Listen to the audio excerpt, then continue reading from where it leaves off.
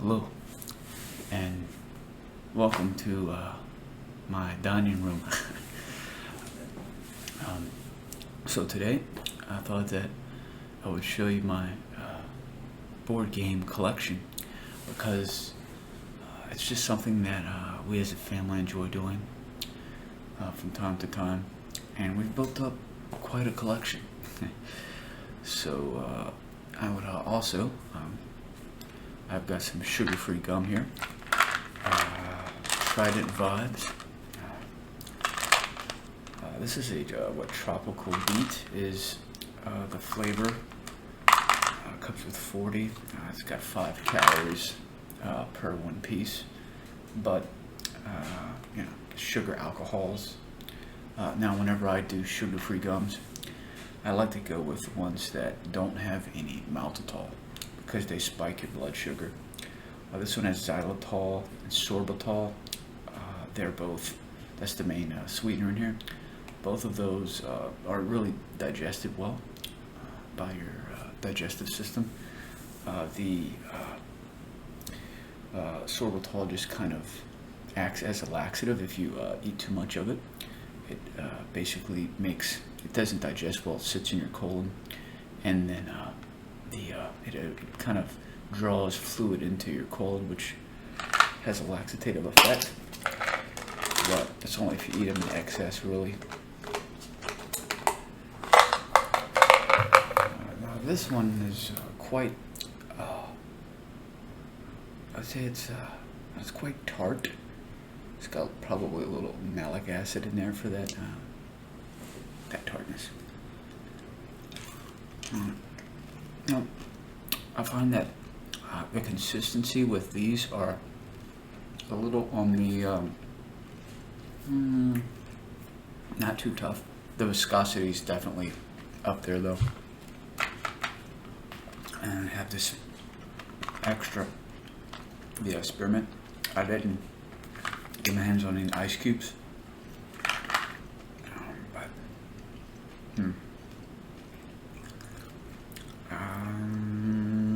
now I think this one is also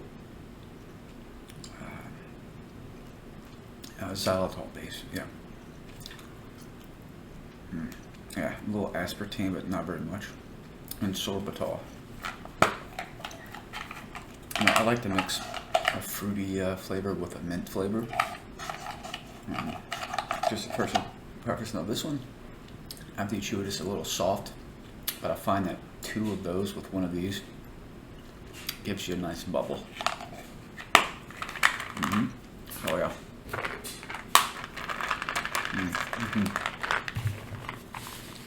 All right. Well, without further ado, let's get to exploring with these board games here. Now here in my household, we have a family of 3. Well, 4, but the newest member, a little too young to play. She's 4 months old. So what we have here, most of these are 2 and up, 2 players and up. But this one, we don't really play this one this much. Clickbait. It's a cool little box. Ages 12 and up, but you know. So the way that this game goes is basically you have a business idea. It says, have you ever been lured in by some devilishly enticing clickbait? Well, now it's time to get your own back. We've created some of the most pointless products known to man, and it's your job to sell them. Flip a card, roll these dice, and use the letters to create some clickbait that is so tempting nobody can resist. Now, it's one of those games where everyone votes. Everyone, you have one person that vote, and the other 2 or more people, they come up with you roll the dice and you choose between various topics, and you have some samples and you have to use them. Oh yeah, that's what it is, right? You roll the dice and the basically the first word, the first letter of each word, like you see BWSFI, and then because sleep is for weaklings, 30-day energy drink, you know. And so that's kind of like the clickbait, and the person judges saying, yeah, I think that I would, if I saw that, I would probably click on that because it's outrageous. All right, this one's become superhuman for weeks. Both of those are pretty competitive. Those are actually pretty good. So if I were to go, I would buy, let's see, 30-day energy drink. I would probably put sleep is for whiny babies. There you go. I don't know, but that's kind of an example. So it really sparks your imagination, and I think it's great for kids to try to, you know, you find that kids' imaginations, as much as we say that their imaginations are great, when they play a game like this, I've noticed they kind of lack the ability to really go out there. I feel like if you're an adult, you have more memory to draw from. Kids don't. They're great at asking questions, but as far as creating, maybe art's different, but it definitely, I noticed that after him playing this game, it really did open up his mind. So it's pretty fun, but it's not one we really like. It's just not. This one's actually pretty good. Unstable Unicorns. If you've ever played, was it Exploding Kittens? It's from the same creators. They have some other games that we want to get from them, but this one's actually great. And it's fun. Unstable Unicorns is really about, it's a strategic card game about your two favorite things, unicorns and destruction. They got 2019 People's Choice Award winner. That's pretty something. That's kind of what sold us on it. You build a unicorn army, betray your friends, unicorns are your friends now. I mean, the marketing from this company is really quite brilliant. It's a fun game. This one, What Do You Mean? This is actually an expansion pack that we won from a White Elephant party, Secret Santa party, or no, Dirty Santa party. We just got it, and we're like, all right, we'll keep it. It's basically, you know, it's kind of like Cards Against Humanity, where you have like a meme, and then everyone has a handful of like sayings or whatever, and everybody throws in, you know, their quote to go with the meme, and one person reads and chooses the funniest one. Whoever ends up with the most cards at the end of the game wins. So it's fun, but it's you know, I guess more of a social game, more for adults. Silicon Valley Startups. This is a ridiculous startups, hilarious pitches. It's kind of like Clickbait in the sense that you have like a startup and you try to pitch it in a hilarious way to sell your business. So Silicon Valley Startups is the hilarious party game where you seriously pitch your ridiculous startup company to get funding from the investor. So you would put, like, you know, the company name, like a body part plus wax. So you could put like you know, my name is you know, taint wax, right? Plus ballet dancers, plus space travel, and then drones. How would you pitch a company named Elbow Wax targeting ballet dancers in the space travel industry? When you're done, the investor will throw you a curveball. How do drone factor in with your plans? So, you know, I think it would be great with people that are nerds. But if you know, if you're the type of person that don't really like to think too much, which it's, then you're probably not gonna like that game. But if you do like to think a lot and you like thought-provoking, challenging, mentally challenging, that's gonna be a great game. Now, let's go to the some of these more family-friendly games. The Game of Life. This is actually a really, really good game. I've played Life a different way. This one, for some reason, has a bunch of extra stuff that makes the game deeper and more fun. I like it. It's just a fun game. It's kind of like Monopoly, but nobody really. It's not as cutthroat. The games don't last as long, and people typically are happy throughout, and at the end, nobody gets frustrated or flips the table over. But it's it's a very good one. You pretty much, it needs no explanation. Now this one right here, are you smarter than a fifth grader? I really enjoy this one.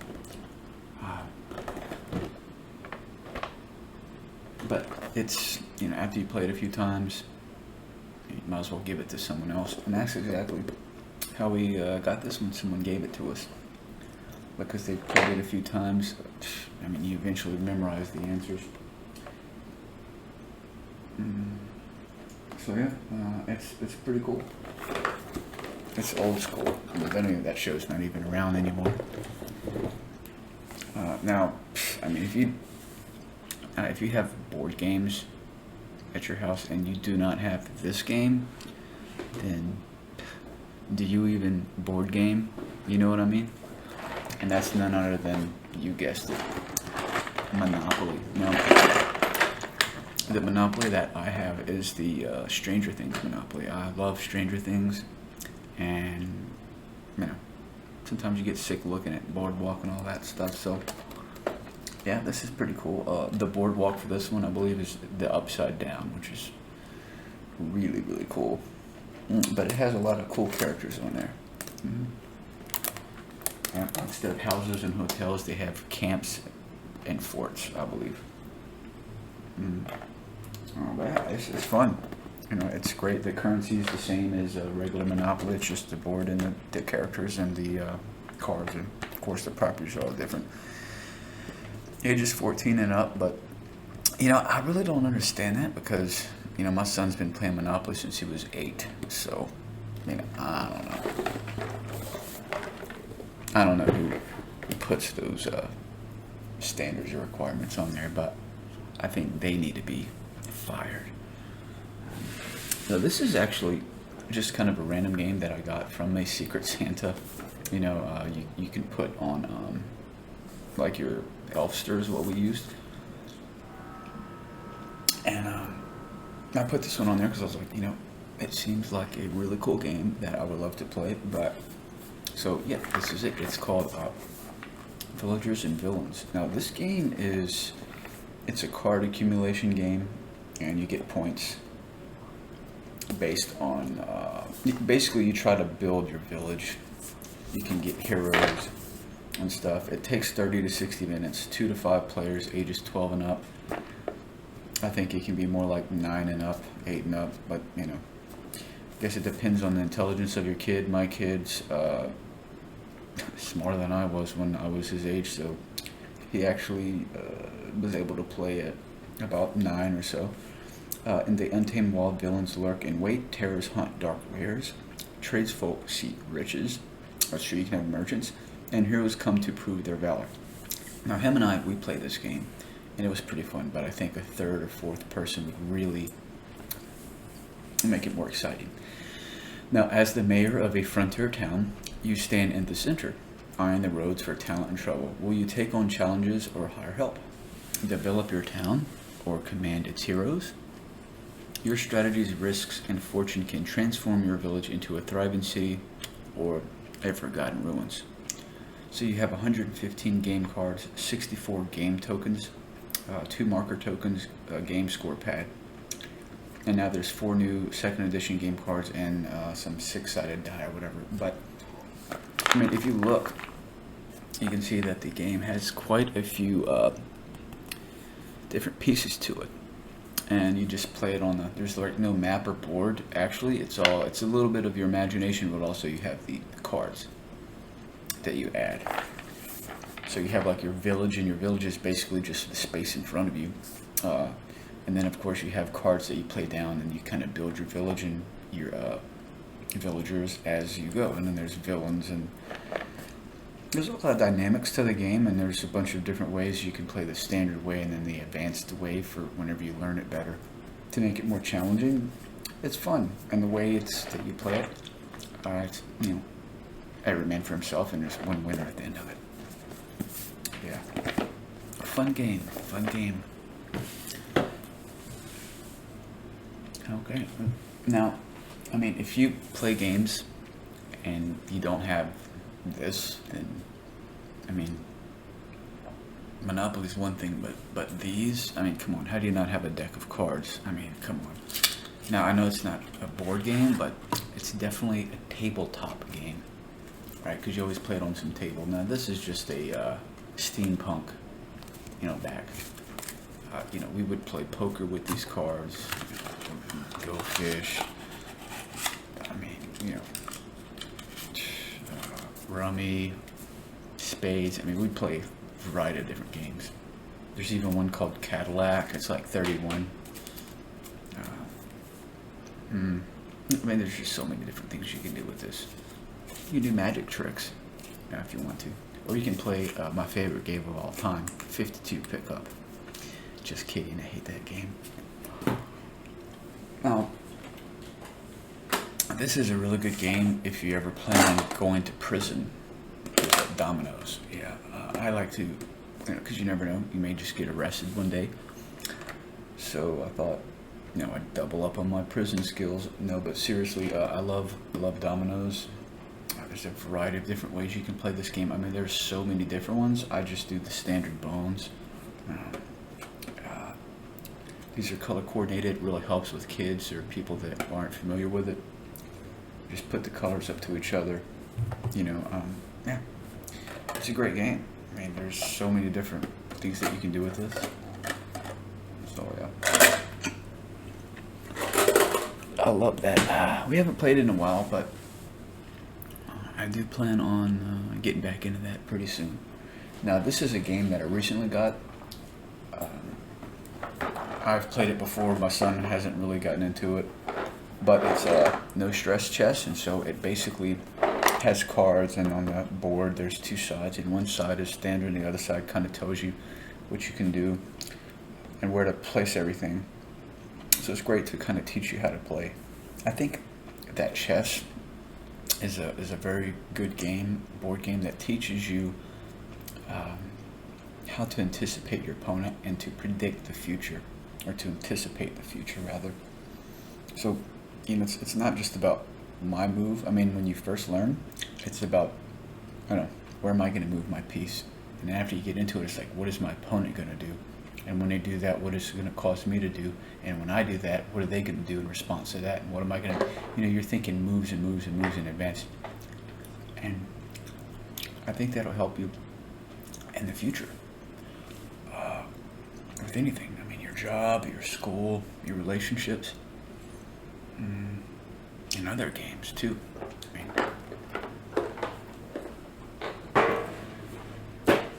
I used to play against myself, and I would always lose.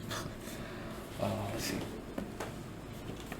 Now, this one, to me, is a game that can go on longer than Monopoly.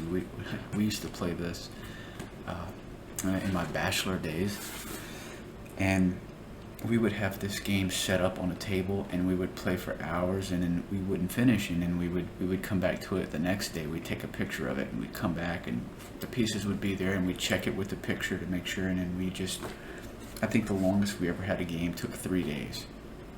But you can actually do it a lot faster. We enjoyed it, and we wanted to make it. I don't know. I think it's because you end up with these stalemates, and you feel like, let me just tell you what the game is, and that is, I don't know if you guessed it or not, it's a war game, Risk. Risk is a fun game. It's definitely a game of luck, but also strategy. Just like all of these games, you throw the luck in there so that way pretty much anyone can win, but strategy in the long run always beats luck. So, but in this game, you can roll the dice to attack someone, right? And you can just roll horribly, and they can just wipe out your entire army. Sometimes they can attack you and they don't take a loss and they just wipe out and take all your land. But I remember the first time I played this game, I was hooked. Something about conquering and taking over that is so fun. The thing about this game is you build up an army, and then someone else builds up an army, and they build up, and everybody has their territories that they're trying to protect. And if they attack someone, then they're gonna get attacked by them, and then you're both gonna be weak, and this other person is gonna build up and then attack you both, and so there's just a constant struggle to try to make sure that you don't leave yourself too vulnerable, or let the other opponents become too powerful as well.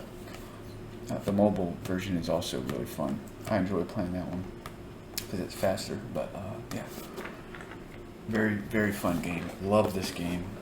Really, really love that game. Probably my favorite board game.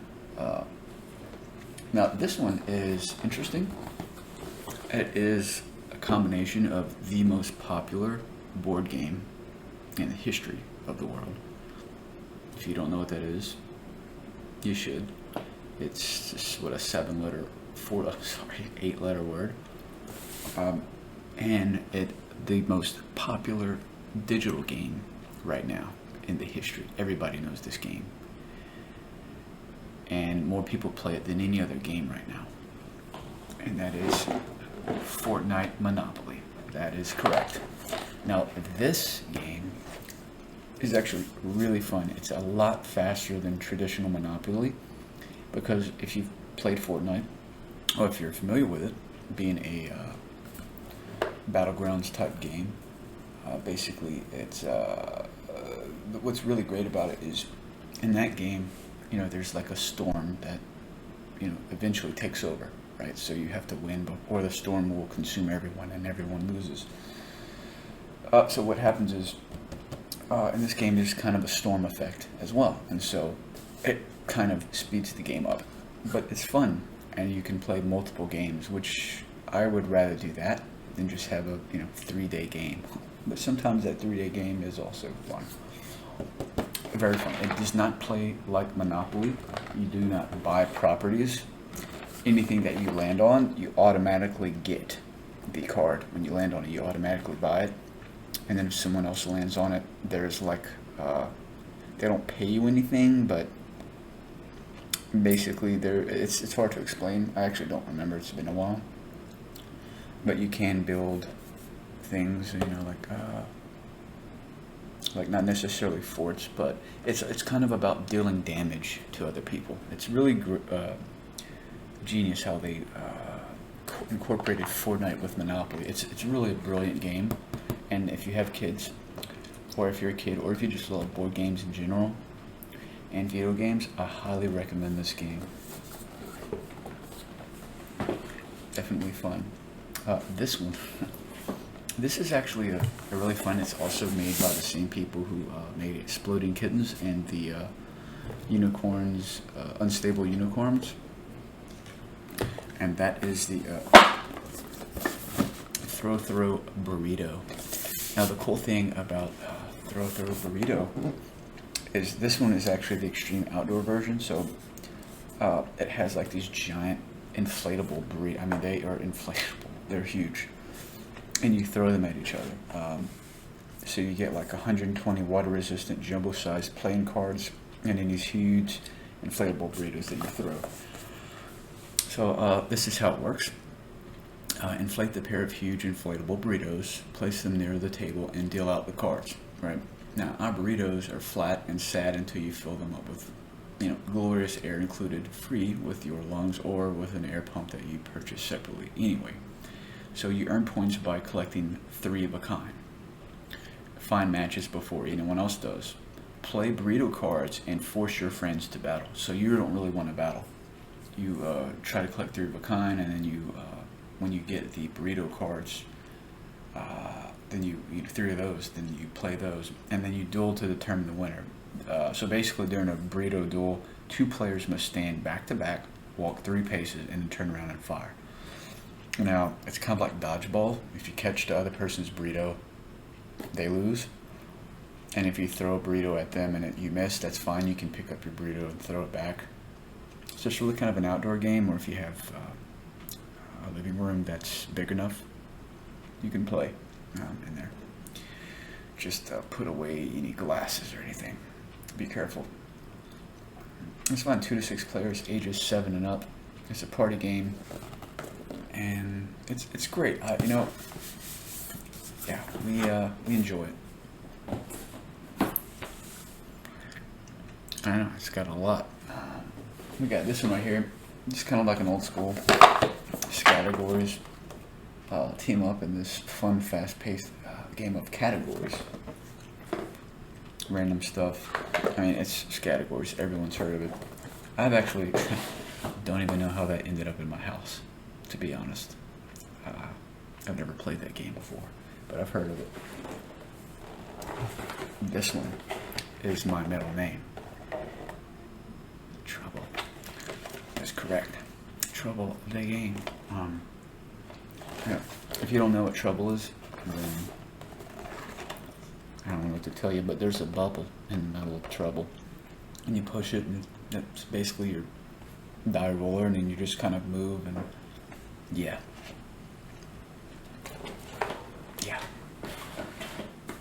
It's fun. This one is a pretty fun one. It's a great party game, and it's an older one, but relevant one. Headbands. So you basically have these headbands, and then you have, like, for example, she's got pajamas, and then everyone, I believe, has to, I don't remember. Oh yeah, Headbands for Adults is the crazy game where you never know what you are until you start asking questions. Oh, so your pajamas, and you have to ask people questions like, what am I? Like, am I a man? And there's certain things you can and can't say. And then you just have to figure it out. And I believe there's a timer, so you only have so much time to figure it out. It's fun. It's fun. We have played that one. And I'm really sorry to have to say this, but this is the last board game that I'm going to show you. And I'm sorry. But yeah, this is the last one. If you don't know this game, then I'm sorry. Yeah, it's a colorful game. This is a fun one. We actually have a lot of laughs with this one, because you will end up somewhere, and then you'll draw. You see, instead of rolling, you have cards. It's fun. But he'll bump me, and I'll bump him, and I'll draw like a terrible card. I mean, we have so much fun laughing with this game. It's hilarious. Definitely a good family one. Alrighty. I would like to thank you for coming and joining me with this showcase of all the board games. Yeah, I think that is it. Well, thank you. All right. If you have any, I'm actually closing in on 250 subscribers. I believe I'm about 3 or 4 away. As far as the recording of this message show, if you would like to, I think when I hit 250, I'd probably do a Q&A. I don't know if any of y'all would be interested in that, but if you do have some questions, I can give you some answers. You can put them down in the description or whatever, and I'm going to hit 250. I'll do a little Q&A session. So yeah, just put as many questions as you can think of. They can be anything from serious questions, to personal questions. They can be ridiculous questions, stupid questions, smart questions, just random oddities. What I think about something, or whatever you can think of, whatever you might be curious in. Please put them in there, and I'll do that. Well, alrighty. Well, thank you very much, and see you next time.